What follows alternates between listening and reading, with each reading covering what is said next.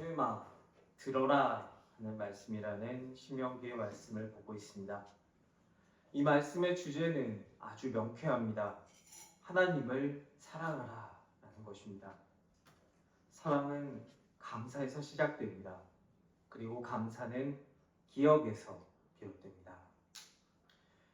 오늘 말씀 10절에서 15절은 내가 누리고 있는 복이 어디로부터 왔는지를 말합니다. 이스라엘은 노예였습니다. 하나님은 노예인 이스라엘을 그들의 조상에게 맹세하셨던 땅으로 이끄십니다. 그리고 그들에게 약속하셨던 것을 지키십니다. 이스라엘이 그 땅을 얻은 것과 거기서 그들이 누리는 것들은 이스라엘이 수고해서 얻은 것이 하나도 없습니다. 그들의 능력으로 얻은 것도 아니고 그들의 열심의 보상으로서 주어진 것도 아닙니다. 건축하지 않은 성읍, 파지 않은 우물, 심지 않은 포도원은 하나님이 그들에게 주신 것입니다. 12절 말씀은 여호와를 잊지 말라 말씀하십니다. 얻게 하시고 차지하게 하시고 노예였던 그들을 배불리 먹이신 하나님이 그 노예였던 자들에게 요구하신 것은 기억하라 라는 것이었습니다. 하나님을 믿는 우리들에게 기억한다는 것은 아주 중요한 일입니다. 인간은 망각의 동물입니다. 잊어야 할 것을 잘 잊는 것은 우리의 삶에 있어 필수적인 것이며 복입니다. 잘 잊지 못하면 삶이 괴로워지기 때문입니다. 원수는 돌에 새기고 은혜는 물에 새긴다 라는 말이 있습니다. 반대로 새겨야 되는데, 그러니까 원수는 물에 새겨서 흘려버리고 은혜는 돌에 새겨서 기억을 해야 하는데 인간은 이 두 가지를 정반대로 해버립니다. 그래서 원수가 나에게 했던 것만을 기억하며 분노하고 억울해하고 그렇게 살아갑니다. 정작 원수는 다 잊고 잘 사는데 나만 오랜 시간이 흘렀음에도 그걸 붙잡고 곱씹고 또 곱씹으며 스스로의 마음을 칼로 긋고 피 흘리면서 괴로워하면서 살아갑니다. 그렇게 스스로의 삶을 괴롭게 만듭니다. 인간은 종종 잊지 말아야 할 것도 잊어버립니다. 우리가 보고 있는 에스더서에 나오는 아하수에로 왕은 자기 목숨을 살린 모르드게의 은혜를 잊고 살았습니다. 보상도 해주지 않았고 감사하지도 않았습니다. 인간은 돌에 새겨야 할 은혜를 물에 새기고 금세 잊어버립니다. 은혜를 잊고 감사를 잊고 살아갑니다. 감사를 잊은 삶은 원수를 돌에 새긴 삶만큼이나 불행합니다. 로마서 1장 21절은 말합니다. 하나님을 알되 하나님을 영화롭게도 아니하며 감사하지도 아니하고 오히려 그 생각이 허망하여지며 미련한 마음이 어두워졌나니. 감사하지 않으면 마음이 어리석어지고 어둠으로 가득 차게 됩니다. 그래서 오늘 신명기 말씀은 우리에게 잊지 말라, 기억하라 권면하고 있습니다. 어떤 것을 기억합니까? 내가 노예였다는 것을 기억합니다. 이스라엘이 이집트에서 노예였던 것처럼 우리는 죄의 노예였습니다. 이스라엘은 400년 동안의 노예 생활 동안 그들이 언제부터 노예였는지, 왜 노예인지조차 잊고 그저 노예로 살았습니다. 인간은 죄 가운데에서 우리가 언제부터 왜 죄의 노예인지도 모르고 살아갑니다. 죄의 노예의 최후는 사망뿐입니다. 하나님이 이스라엘을 건져주셨던 것처럼 우리도 죄에서 건져주십니다. 예수님께서 우리를 위해 피 흘려 죽으셨고 그렇기에 우리는 이제 더 이상 노예가 아닙니다. 이 사실을 기억하시기 바랍니다. 우리는 또 무엇을 기억해야 합니까? 우리가 누리는 모든 것들이 우리로부터 온 것이 아님을 기억해야 합니다. 가나안에서 누리게 된 것들은 단 하나도 내가 땀 흘려 수고해서 얻었거나 내 능력으로 받은 것이 아닙니다. 다 하나님께로부터 그저 받은 것입니다. 우리가 노예였다는 것, 우리가 누리는 것들이 전부 다 하나님으로부터 온 것임을 기억하는 우리가 되기를 바랍니다. 우리가 누리고 있는 복은 뿌리가 없이 갑자기 하늘에서 뚝 떨어진 것이 아닙니다. 하나님의 약속을 따라서 우리에게 주어진 것입니다. 이 은혜는 하나님께서 주셨고 우리의 부모 세대, 우리의 신앙의 선배이며 신앙의 부모님을 통해 오늘 우리에게 이어진 것입니다. 죄로 죽을 수밖에 없는 인간을 사랑하셔서 자신을 다 내어주시러 오셨던 예수님처럼 예수를 모르고 죽어가는 저들이 안타까워서 우리의 신앙의 선배는 우리에게 왔습니다. 엄혹한 시절 신앙을 포기하고 적당히 타협하는 것이 똑똑한 일인 것처럼 보이던 그 시절, 믿는 대로 살고 사는 대로 믿기 위해서 치열하게 싸워야 했던 우리 믿음의 선배들은 그 믿음을 우리에게 물려주었습니다. 우리는 이 은혜가, 이 믿음이 어떻게 우리에게 흘러내려왔는지를 반드시 기억해야만 합니다. 우리가 기억할 때 우리는 감사할 수 있습니다. 우리가 감사할 때 우리는 사랑할 수 있게 됩니다. 하나님을 사랑하는 것은 하나님이 누구신지, 우리에게 어떤 일을 행하셨는지 기억하는 데에서 시작됩니다. 우리가 기억하게 되면 그 크신 사랑에 감격할 수밖에 없습니다. 그 사랑에 감격하면 나에게 그 사랑을 주신 하나님을 사랑하지 않고는 못 배기게 됩니다.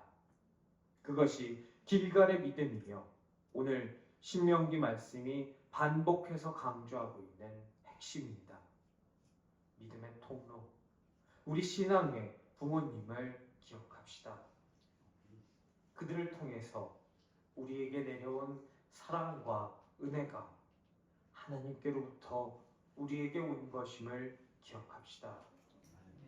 기억에서 시작되는 감사와 사랑의 복이 우리 가운데 충만하게 되기를 간절히 축원합니다.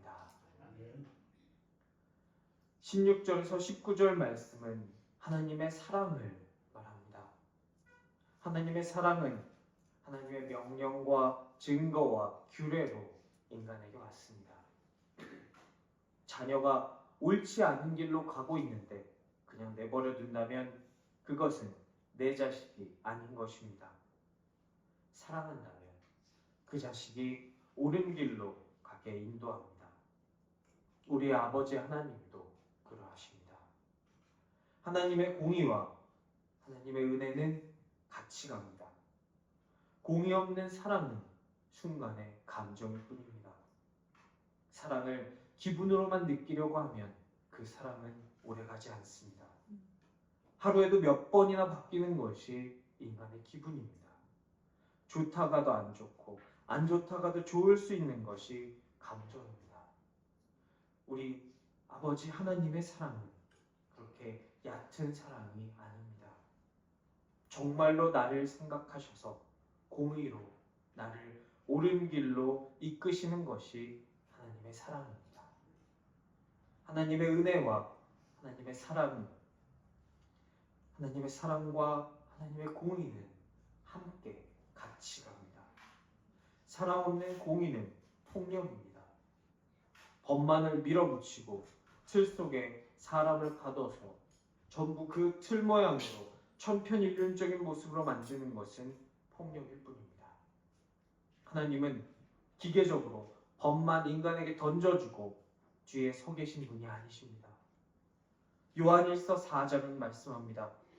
사랑은 여기 있으니 우리가 하나님을 사랑한 것이 아니요 하나님이 우리를 사랑하사 우리 죄를 속하기 위하여 화목제물로 그 아들을 보내셨습니다. 사랑은 여기 있습니다. 하나님께서 우리에게 먼저 사랑으로 오셨습니다. 법 던져주고 나 믿으면 천국 보내고 나 안 믿으면 지옥 보낼 거야. 어디 얼마나 잘하나 보자 하라고 팔짱 끼고 우리를 감시하고 있는 사람이 아니라 사랑으로 우리에게 직접 오셨습니다. 감정적이고 얕은 사랑이 아니라 얼마나 잘하나 보자 하라는 심판관이 아니라 우리와 인격적으로 만나시고자 직접 우리에게 오셨습니다. 우리 이 사랑을 기억합시다. 사랑을 기억하는 것은 우리 믿음의 뿌리를 붙잡는 일입니다. 그 믿음의 뿌리를 함께 붙듭시다. 그것이 이 세상에서 살아가는 우리 믿음의 정체성이 될 것입니다.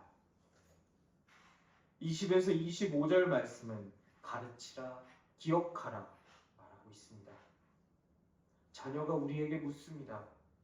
하나님 여호와께서 명령하신 증거와 규례와 법도가 무슨 뜻인지 묻습니다. 언제 묻습니까?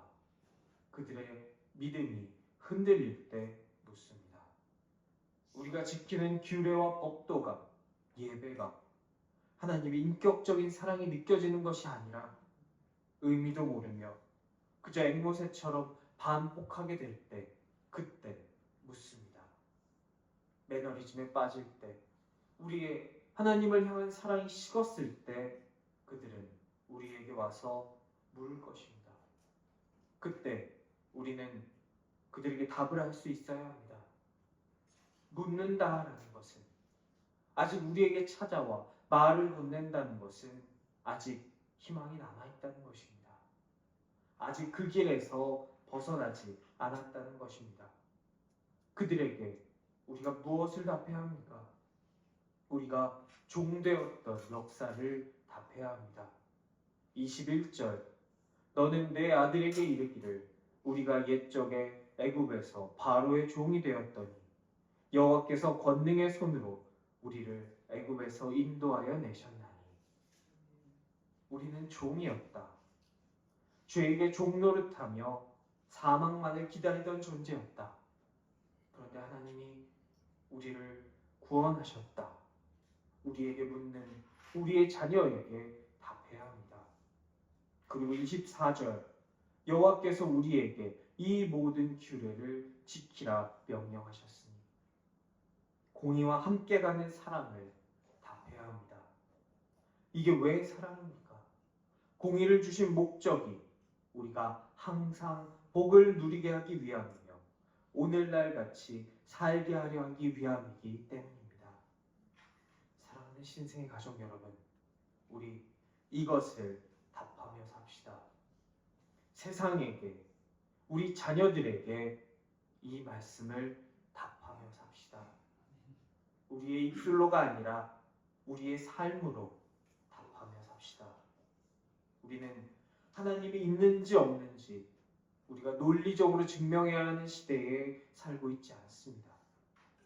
하나님을 섬기는 것이 아니라 나 자신을 섬기며 내 욕망을 위해 우리 하나님의 이름을 망령되이 일컫는 사람이 가득한 시대를 우리는 살고 있습니다. 세상이 교회를 보고 니들 하는 것 보니 하나님이 없는 것 같다라고 혀를 차는 시대를 살고 있습니다.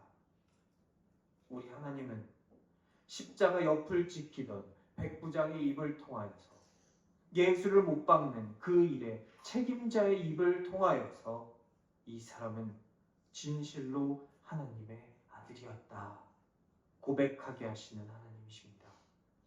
우리는 우리의 삶을 통해서 하나님이 있는지 없는지는 잘 모르겠지만 너희들 사는 것을 보니 있는 것 같기는 하다라는 그 고백이 우리를 바라보는 세상 사람들의 입으로부터 나올 수 있도록 살아야 합니다. 그러기 위해서 기억합시다. 우리가 종되었던 사람임을 기억합시다. 우리를 구원하신 은혜가 하나님으로부터 우리 믿음의 선배들, 신앙의 부모들에게 흘러와서 지금 여기 있는 우리에게 흘러내려왔음을 기억합시다.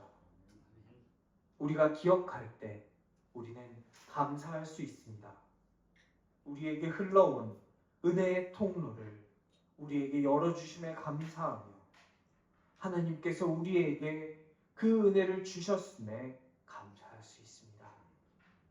우리가 받은 은혜에 감사할 때 우리는 살아날 수 있습니다. 우리가 그 크신 사랑에 감격할 때 우리는 답을 하고 그 사랑을 전하지 않을 수 없습니다. 기억이 감사가 되고 감사가 사랑이 되며 사랑이 우리의 삶으로 소리쳐 증거하게 되는 은혜가 우리 가운데 충만하게 임하시기를 간절히 축원합니다.